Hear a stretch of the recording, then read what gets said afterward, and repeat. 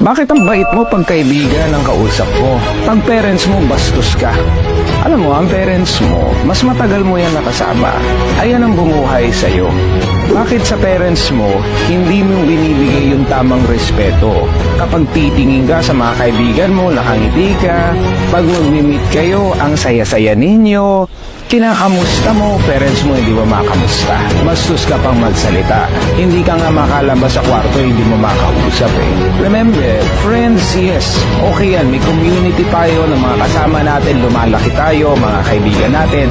Nasusharean natin ang mga gusto natin sa buhay. Mga kaibigan natin na sumasabay sa mga trip natin. Pero remember, your parents, ito yung mga taong talagang ipaglalabang ka hanggang kamatayan nila. In fact, sa sobrang mahal na mahal ka niyan, kahit ikaw nga mismo hindi mo sila kinakausap, nasa isip ka pa rin yan. Kung sa kasal may sinasabi nila till death do us part, ang mag-asawa naghihiwalay pa. Pero alam mo, ang connection mo at ng mga magulang mo ay hindi mawawala. Sasamahan ka talaga ng parents mo hanggang sa kamatayan nila. In fact, willing pa nga yang ialay ang buhay niyan para sa'yo. Kaya sana kung ikaw ay mabait sa mga kaibigan mo, mas triple times 5 times 10 sa mga magulang mo.